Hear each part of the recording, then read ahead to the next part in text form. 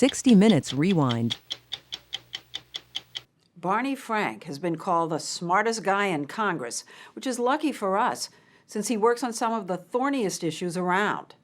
The 14-term, 68-year-old, Harvard-educated, Democratic congressman from Massachusetts is chairman of the House Financial Services Committee, which means his portfolio includes banks, housing, and now the auto industry. He's been at the center of both the $700 billion rescue for financial institutions and the bailout attempt for the car companies that failed in the Senate. He worked on both this past week, pressuring Treasury Secretary Henry Paulson to deal with home foreclosures and negotiating with the White House on the loan for GM and Chrysler. True to textbook liberalism, Barney Frank worked hard to keep the car makers out of Chapter 11. But I wonder why, because when these companies finally get into bankruptcy, they can do the tough things that they can't otherwise do. There's only one thing you can do in bankruptcy that you can't do outside of bankruptcy: break your word, break your deals. It allows you to say to the small businesses who have been catering lunches for you, sorry, we're not paying you. It allows you to go to the workers and say, sorry, we're not paying you. The hearing will come to order. Barney Frank is a no-nonsense chairman who brought the heads of the big three auto companies before his committee and let anyone who wanted to vent. My fear is that you're going to take this money and continue the same stupid decisions you've made for 25 years. But there was never any doubt that Frank himself didn't want the car companies to go under. What about the idea that in capitalism, if a company doesn't cut it, they die? And that's what Herbert Hoover said. And Franklin Roosevelt said, no, that's what Darwin said. Yes, it's true. And Darwin was a very good biologist. I don't think he was much of an economist. What we're now faced is with all the taxpayers having to prop up companies that made terrible decisions consistently. No, we're not propping up companies. That's your mistake. We're propping up individuals. The world doesn't consist of companies. The world are people. The country is people. And yes, it is possible to argue that the government should stay out. But then you're talking about welfare. Yeah, I'm for welfare. You're not? Are you for letting people starve?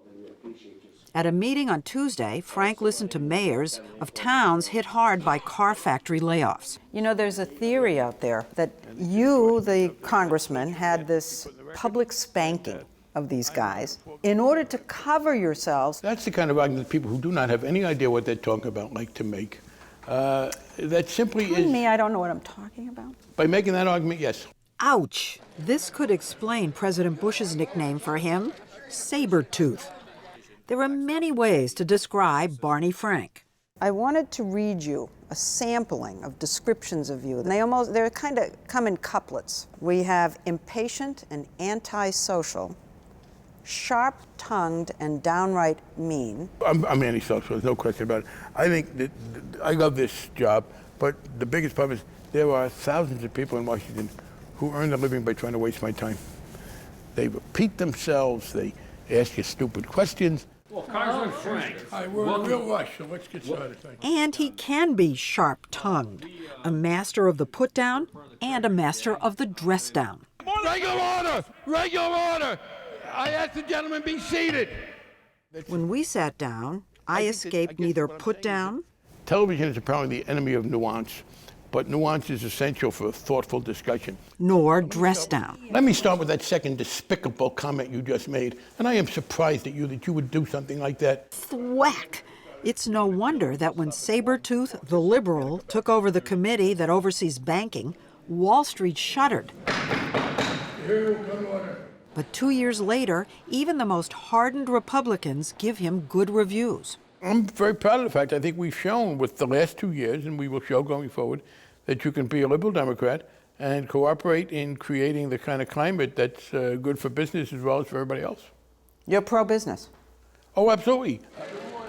Listen to what the financial community says. Here's Henry Paulson on Barney Frank.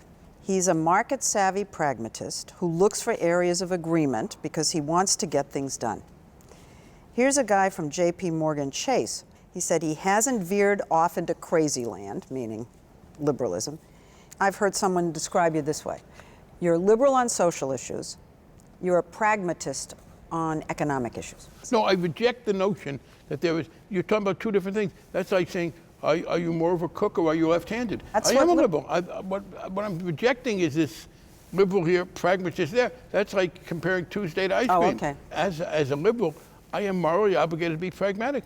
What good do I do poor people, elderly people, people who are being discriminated against because of their sexual orientation, if I'm not realistic about accomplishing something? And he does accomplish. This week, he shuttled from a hearing on the bank rescue package I did vote for this. to negotiating and strategizing on the car loans to briefing Tim Geithner, Obama's choice for Treasury Secretary. He was so busy, he didn't have time to tie his shoes. It's been like this ever since the credit crisis hit, and he worked hand in glove with Treasury Secretary Paulson to write the rescue plan for the banks. Then he pressed and prodded his colleagues in Congress to get it passed. All of us had to put up with this terrible financial problem. They had to put up with the financial problem and me. The relationship between Frank and Paulson has soured lately, since Paulson hasn't spent any of the rescue money to help struggling homeowners. Secretary Paulson is refusing to use the money that Congress voted to reduce foreclosures. The bill says he's supposed to. He won't do that. Okay, wait, I have to stop you right there. Yeah. You wrote the bill. You're the, quote, smartest man in Congress. How did it happen that you wrote a bill that the Secretary of the Treasury has the power not to fulfill in the way you wanted it fulfilled? Because there's a metaphor that works here. You cannot push on a string. There is no constitutional way to force them to do things. But didn't you write the bill in a way that allows him to do this, and you could have written it differently? No, there's no way you can force people to do things. But there are those who argue that reducing foreclosures would reward and encourage delinquencies. You have the guy who's working 3 jobs so he can pay off his mortgage. You have a guy who's delinquent. He gets help. This other guy doesn't get help. So isn't there an unfairness Yes, that you're there is. setting up? And why shouldn't the guy over here who's Well, let been me give you paying another off his unfairness. mortgage, why doesn't he Well, let deliberately me give you stop another paying unfairness. it? Well, What wait, about wait. some? Let me give you another unfairness. I want to see what you think about this. Well, wait, what I'm about asking someone? you. What about someone who's been working hard 40 hours a week, maybe with some overtime, and going to work every day, and then his neighbor loses his job? The neighbor starts getting unemployment insurance. The neighbor who lost his job is getting money for nothing from the government. There's some unfairness there. I'll be meeting with Fannie Mae and Freddie Mac on Friday. Because of his support over the years of affordable housing for the poor, conservatives actually blame him for the whole subprime mortgage mess, saying he enabled Fannie Mae and Freddie Mac to back riskier and riskier loans. Here's Bill O'Reilly. You're the I'm not brilliant guy brilliant. who presided over the biggest financial collapse in federal history. no. So come on, you coward.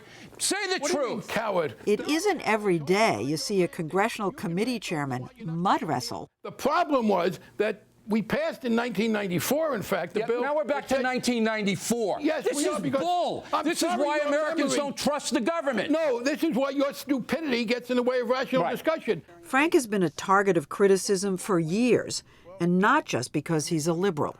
I'm gay, I'm left-handed, I'm Jewish. There's a lot of things that I'm supposed to do that I don't do. How you doing? One thing he does do is get reelected over and over as an openly gay man, though his district is in Massachusetts. You walk 3 steps and wave to the left, you walk 3 steps and wave to the right. We caught up with him in Fall River. I'm very nice today. Very handsome. This isn't one of the congressman's constituents. He's Barney Frank's boyfriend, Jim Reddy. It must have been really hard for a gay kid in high school in the 50s. Well, it was hard internally. It wasn't hard externally because I just never told anybody I was gay. I mean, not anybody, not a single human being. He grew up in blue-collar Bayonne, New Jersey, a Jewish kid in a predominantly Catholic community who was gay. Did you know it when you were quite young? I realized it when I was 13. And it was very depressing, very sad. And I was frightened about it. I just figured, okay, I will repress it. Which he did till his 20s, but he still kept it secret as he got into politics, first in the Massachusetts legislature, then as an up-and-coming congressman. But by 1986, enough people knew that he felt compelled to tell Speaker of the House Tip O'Neill. I said, I just wanted to alert you that there may be some stuff coming out about my being gay. He said, oh, Barney, don't be listening to that crap. They say all that stuff about all of us. I said, well, Tip, the point here is that it's true. And he sort of slumped. He said, "Oh, Barney, I'm so sad. I thought you might be the first Jewish speaker." That was a serious reaction. Yeah. But soon after, Frank decided to take a step no one in Congress had taken, to out himself. When the Boston Globe sent its reporter, Kay Loncope, Frank tried to make it no big deal. And Kay came and sat down and put a tape recorder in front of me and said, "Are you gay?" And I gave what was a very considered answer. "Yes, so what?" Because Yes, so what? Yes, so what? Yeah, and that was it. Yeah, I wanted to be kind of butch. Didn't you think that it would kill your career? I thought about the House leadership. It became clear to me if I came out, I would never be in the House leadership, and that's certainly the case because I couldn't expect members from all over the country to then be voting for me and defending that in their own districts. On the other hand, it has not in any way diminished my influence as a committee chairman. The lowest point of his life, he says, came 2 years later when he found himself in a sex scandal. A male hooker Frank had hired told reporters that he had run a prostitution ring out of the congressman's apartment. An investigation concluded that Frank didn't know anything about it, but he was reprimanded and went to the floor of the House to apologize. There was, in my life, a central element of dishonesty. And then he went back to work. This man, who composes letters by dictaphone, not email, and doesn't use a computer, delved into the intricacies of modern banking, becoming the authority on all things Wall Street. Where are you putting your money? Well, actually, I can say, because it's a matter of public record, Massachusetts municipal bonds. Bonds. Massachusetts municipal You're out bonds. of the stock market. He said he's pretty confident the crisis will end in about a year. So you think we're going to be past all this by the end of '09? Oh, I think by the end of '09 or 2010 we will be.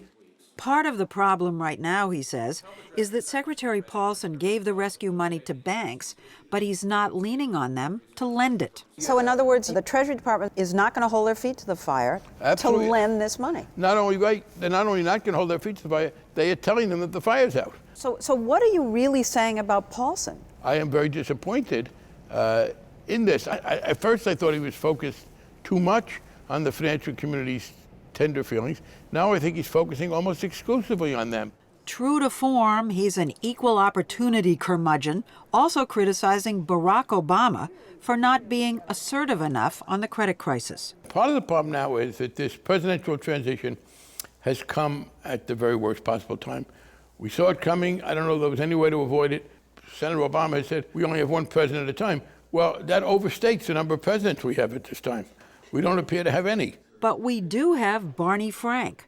We wondered what he thinks of the job he's done. The problem in politics is this: you don't get any credit for disaster averted. Going to the voters and saying, boy, things really suck, but you know what? If it wasn't for me, they would suck worse. That is not a platform on which anybody has ever gotten elected in the history of the world.